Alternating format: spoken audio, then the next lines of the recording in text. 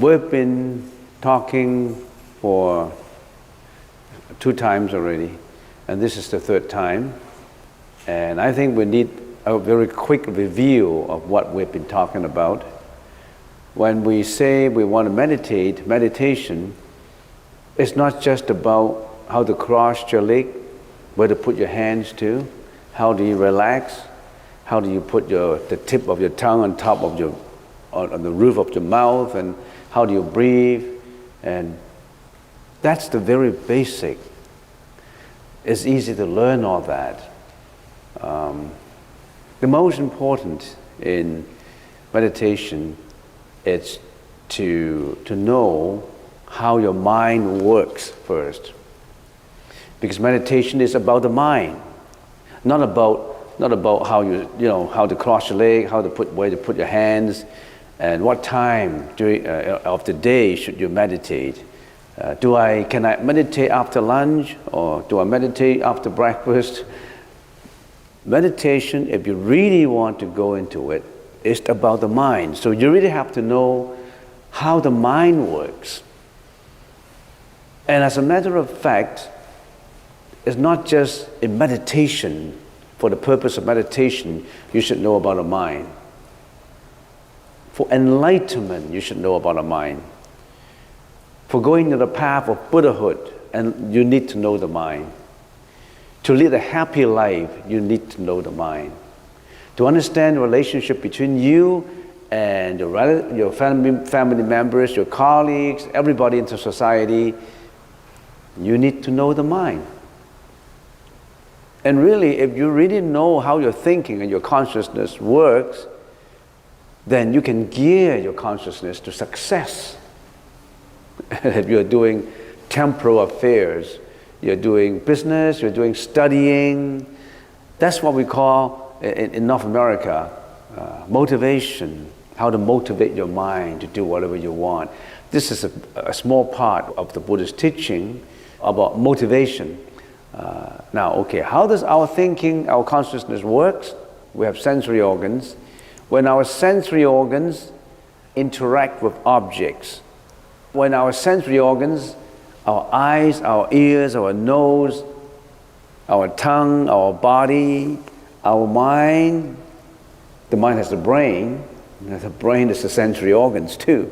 So when all our sensory organs interact with the outside world, when you're speaking, when you're acting, when you're driving, whatever you do, every aspect of you, of your action, of your interaction, you interact with objects. When your sensory organs interact with objects, if you pay attention, if you really pay attention, what arises? Consciousness arises. Consciousness arises. And if you take a closer look at it, the consciousness, when it arises, it attached to the objects. When I say it attached to the object, at the same time, when this interaction, there is concurrent mental functions working in your mind, which would induce you to attach to the objects, which induce you to be angry when you are shouted at, which induce you to be greedy when you want to take something away, take something that does not belong to you away. When you're attached, you don't let go of it. You attach emotionally, because of the consciousness is emotional. You may not know about it, but that's what happens. And then at the same time, your consciousness also depend on the sensory organs. Without sensory organs, you cannot see. Without eyes, you can't see. Without tongue, you can taste. Without nose, you can smell. So really, the arising of the consciousness depends on the sensory organs. And of course, if you want to get into detail, sensory organs is further categorized or divided into 2 categories. One, it's the outer material part of it, which is really the nose that you can touch, the ears that you can touch, the eyes that you can touch. There's another part which is the nervous systems of the sensory organs that you cannot touch. Yeah, you can do it medically when you operate on the nose, operate on the eyes, but as a normal person, we cannot touch the nervous systems of the eyes. So actually the sensory organs, it's in two parts. One is what you can see and what you cannot see outwardly. And then we say sensory organs are these: eyes, ears, nose, tongue, body, and mind. Of course, the body includes not just of the body, but of the internal organs. Your heart, your spleen, your lung, everything. And then your eyes corresponds to matter, whatever there's obstructions. Matter means obstruction, it obstructs space. It takes up space. Molecules, protons, electrons, they take up space, they have obstructions. Ears to sound, nose to smell, tongue to taste, body to touch. And this body is not just touching the skin touching material, but also the internal organs touches each other. Touch means they're working together to make the body works. And then the mind, of course, interact with dharmas. When you say dharmas, it's everything. The mind interact with everything. The dharma includes the past, the present, and the future too. It includes everything you can think of. The mind can think of that. So when you have all that, what is this consciousness created? Eyes, consciousness, or we call it visual sometimes. Ears, consciousness, the listening part. Nose, tongue, body, and mind consciousness. So this is something that we should know.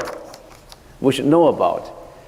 And this is just simplification of a school of Buddhism, of what the Buddha taught. And some people asked me last week if they want to research into more details about this school of thought of the Mahayana Buddhism. Where did they look into? What titles?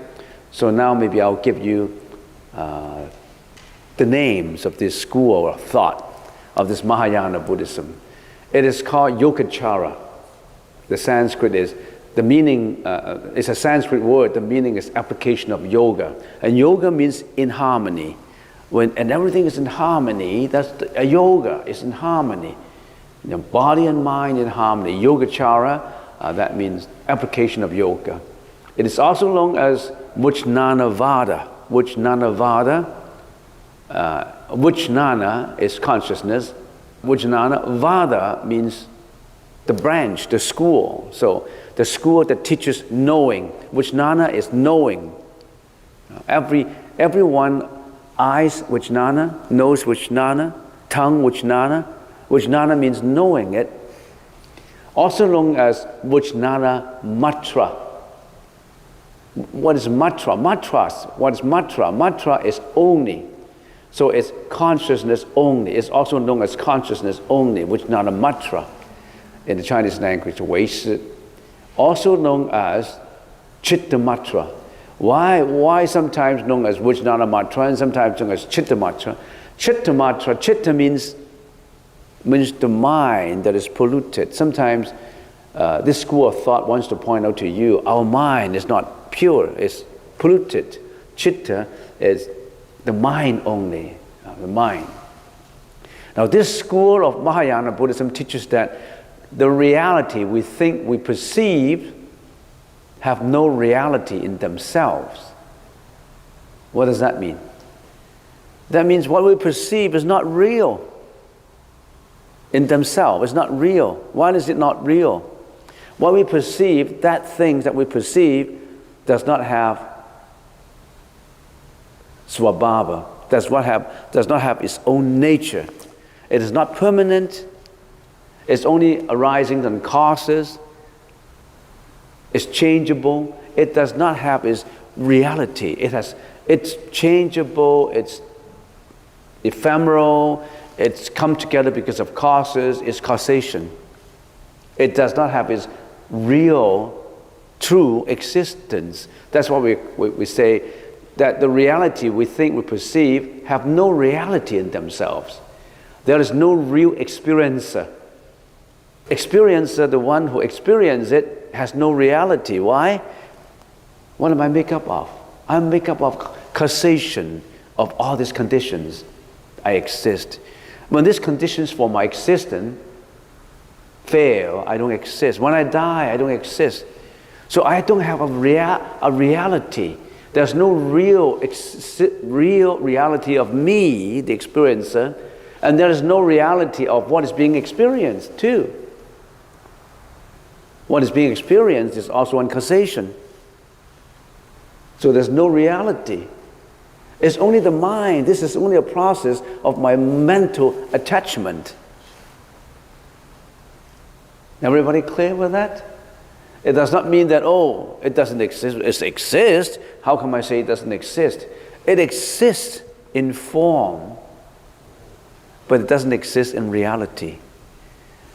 Its existence is short-term, changeable. It exists in causation.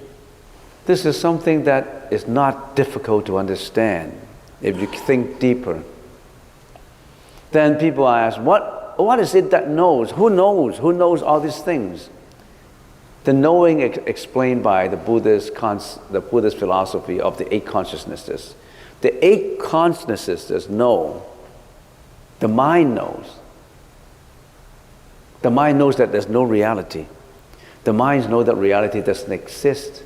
So it's only the mind only. The whole thing is a process of the mind. Okay, so if you want to know, research more, you get into all these different names, and you will get lots of answers for them. And what I've been talking about would serve as a beginner's approach for you to probe deeper into what you want to understand. If you want to understand Buddhism, if you do not understand your mind, you're not in the right track.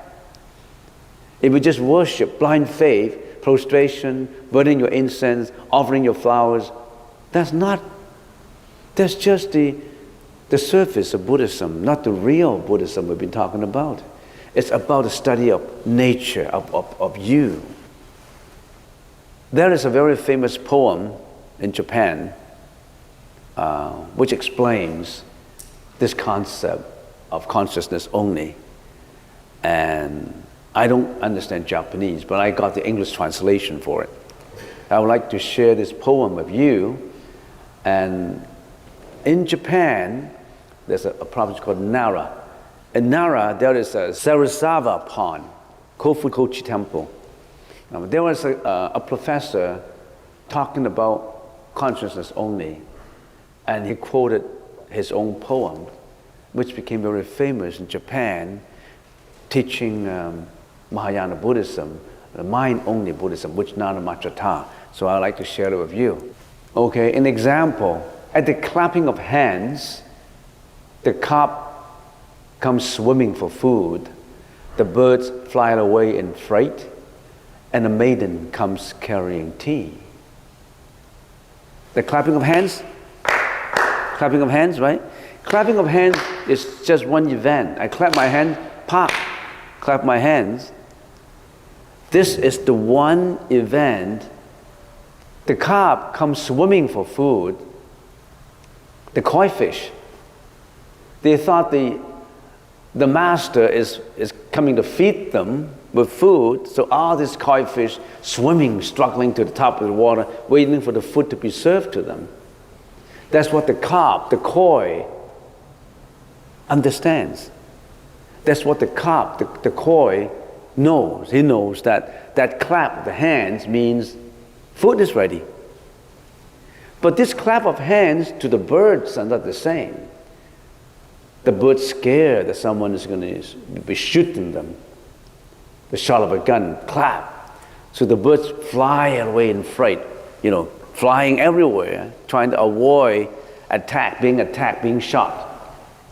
So the birds fly away in fright. And then, at the clap of his hands, a maiden comes serving tea.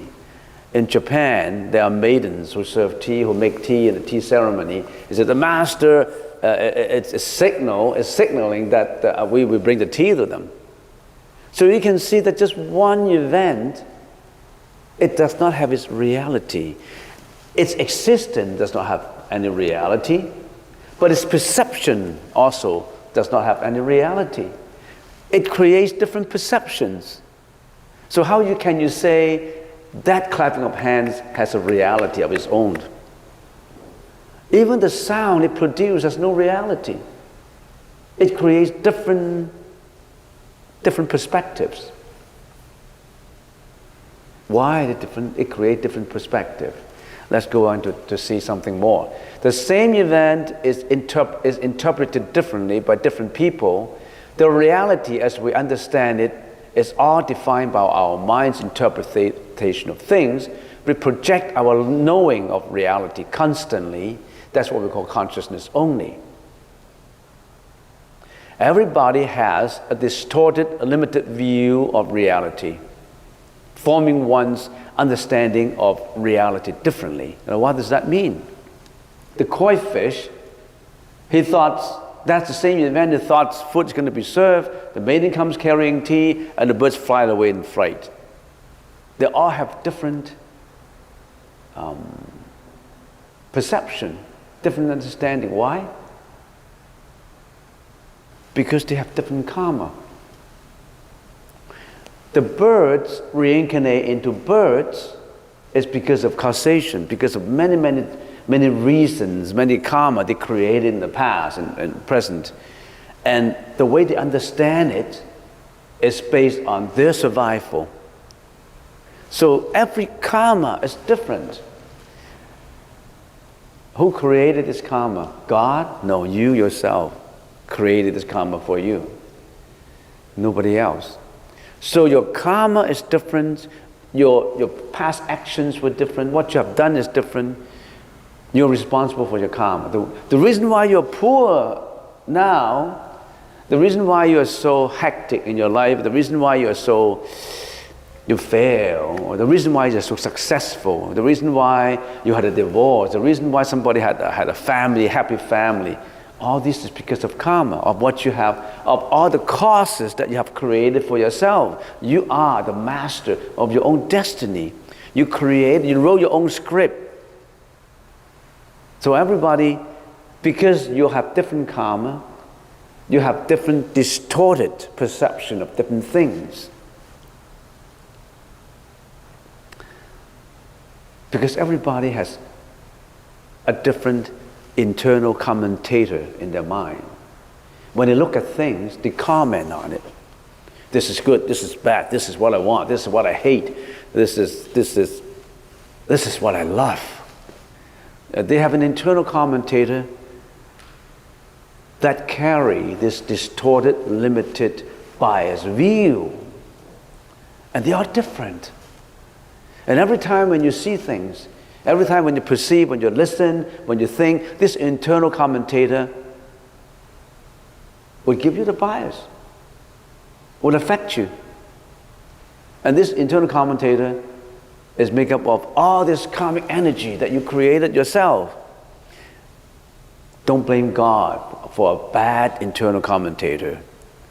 For a commentator that's so biased, so angry, so jealous, so depressed, so sick, or for a commentator that is so intelligent, so enlightened. You got your own internal commentator in every one of you. The problem is our belief in the infallibility of our own experiences, not the experience themselves necessarily. So the clap of the hands is not shooting at the birds. The clap of the hands is objective. It's you who is subjective. A few bad words of yelling and shouting and scolding, those words are objective. They're not poisonous, but your mind treats it as poison and you act with anger.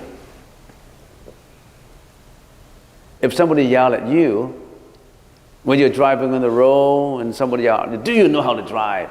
Yell at you and all that. It depends on how you took those words. Those words are not poisonous. It's your mind that poisons those words. You want to stop and you want to fight, you want to honk. You want to yell back. And in the process of doing all this, you lost your mind, you ran into a lamppost, or you bump into somebody, or you're actually involved in a fight. And then the police came and we created more karmic energy. And blood all over the place. Or you were drunken driving. Oh, so much to talk about in these things.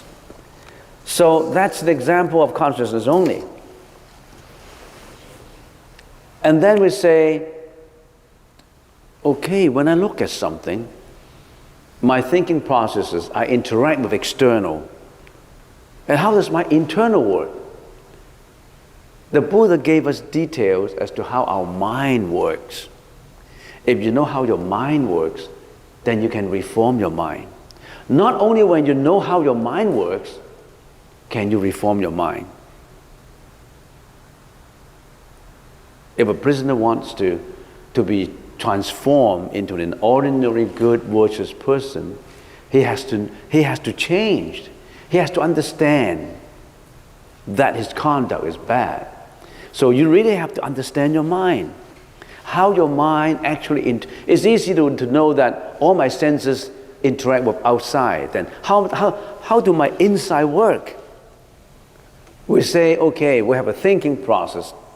And then we say, okay, we interact with the outside world, externality.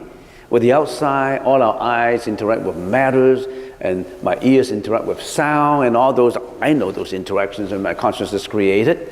But how does this internality works? Let's get into more details of that. Then if we get into more details, then we know how the mind works, and when we do meditation, we know all the problems. Then we can stop the problems and create this purity. We call it the cognition process. We cognize something, cognition, the thinking process. It includes, of course, perception, conceptualization, flashback your memory, analysis, volition, which includes applied thinking, sustained thinking, investigation and scrutiny, and the involvement of numerous concurrent mental functions. Numerous concurrent functions. It does not matter how numerous they are. The Buddha went into detail of this numerous concurrent functions and let us know more about it so that we can tackle them. But before we get into the concurrent mental functions, we say generally we have a subject and an object. The subject is the experiencer. The object is that being experienced. And when we're doing this thinking process, there's interactions, and we would like to finally broadly generalize externality and internality, so that when we practice meditation, we immediately know what happened roughly before we get into detail of concurrent mental functions. So we want to get into the 4 aspects of cognitions and 3 kinds of objects that we experience. And actually we're getting into a very, very advanced psychology course. But that's Buddhism. What kind of cognitions we have, and how many 3 kinds of objects that we have. Cognition is the thinking process. The objects is what the cognition cognize. So the first one is the externality, the objective aspect, raw reality as it is. This is a flower. That's raw reality. That's only a flower. Now, this reality is not the same reality as we're talking about. Reality means it is really a flower. You can't say it is not a flower. The objective aspect of it is a flower. The second is the subjective aspect, the sensory perception of reality.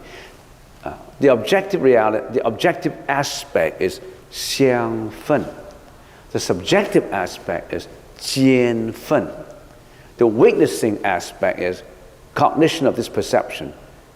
自证分. The re-witnessing aspect, thoughts that follow cognition, is 正知正分. Let me give you an example. If you're looking at a watch, you want to say, okay, this is now, they're looking at the clock, this is, say, 11 o'clock. The clock is what I look at, right? That's the objective aspect. 这个是相分. That's the objective aspect. 这个是相, 外相, objective aspect. The clock as it is. And then, who sees the clock? The subjective aspect, the sensory perception of that clock in my eyes. That's a subjective. My eyes is subjective. See that? My eyes is 见分. The witnessing aspect, cognition of this perception, because, oh, it's 11 o'clock. I know it's 11. I know this is 11 o'clock. Because immediately I know. The real witnessing aspect is 正知正分, thoughts that follow. And then I voice it out in my mind. Oh, it's 11 o'clock. Because my eyes look at that object, my subjective look at that, and then in my witnessing, oh, it's 11 o'clock. I haven't spoken it out, I haven't confirmed it, and then I say, oh, it's 11. That's the re-witnessing part of it. We always go through this process. We see Mr. Chan, my eyes see Mr. Chan is the objective aspect, and my eyes see it as the subjective aspect, and then I cognize that it's a person, that is a witnessing aspect, and then I say, this is Mr. Chan, re-witnessing aspect. You understand? That is how cognition works. And of course, this is the generalization of how cognition works. And then objects, as they are themselves, they are the raw experience, that's the clock. Objects, there are three kinds of objects, you know. Objects as they are, clock. Objects that are illusion. What are these objects that are illusion? Give me an example. Can you give me an example? As objects that are illusion, because there are three kinds of objects. Objects that are real, they're raw experience. This is a computer. This is a room. How can you say it is not a room? This is objects as they are themselves. Xing, jing. Another kind of objects that are illusions. What are these objects? I'm dreaming. I'm sleeping and I'm dreaming. I dream of Hong Kong. That in my mind is an illusion. It's a dreamt image. Not even a shadow is a real shadow, you know. But when I dream of, say, downtown, I'm dreaming of the Colosseum in downtown, and that is an illusion in my mind. That's an object of illusion in my mind. There's no downtown in my mind. There's no Colosseum in my mind. There's just an illusion, right? Okay. The third is objects that are originally derived from raw experience but falsely perceived. 代智圣智, 代智境. What is these? Objects that are originally derived from raw experience but falsely perceived. Now, if I say a distant mountain, not a distant mountain, that's just something simple. Yes? A mirage? Yeah, mirage. Yeah, a mirage. Another example is, say, if I see a shadow with horn there, I say, that's a cow. There's a cow. But it's something that it carries the original experience, the originality of it, but it's falsely perceived. There's some smoke in there, but there's no fire. Oh, there's a fire, but only smoke, but of course there's no smoke without fire. But if you go into a corner and it's just shadow of horn, you think there's a cow in there.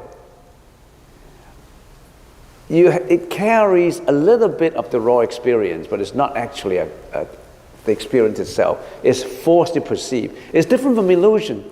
Illusion is something that is not telling anything that is of the real experience. For example, a mirage. A mirage is falsely perceived, right?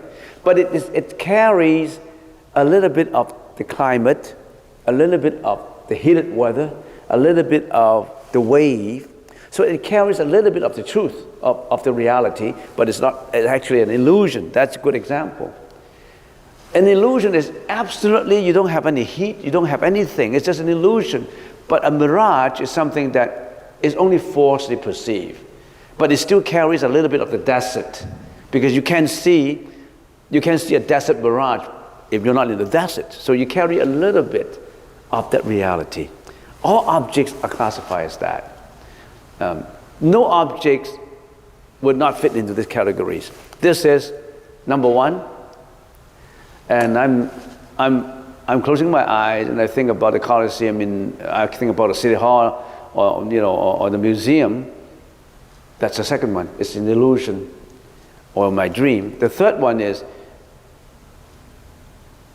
that Mr. Chen in there? It's not. It's just a shadow. But there's a person in there. Mr. Chen is a person, but that person throws a shadow, and I thought that's Mr. Chen. It's wrong. It's falsely perceived, but there's a person's, walking by. They still carry a little bit of the reality. All objects are like that. All right? So this is what it is in understanding cognitions and the three aspects. And let us carry it a little further into some details now. What are the concurrent mental functions? Because when we perceive objects, when our subjective is perceiving objective, what actually happened in our mind? This is regarding the externalities and how we perceive things.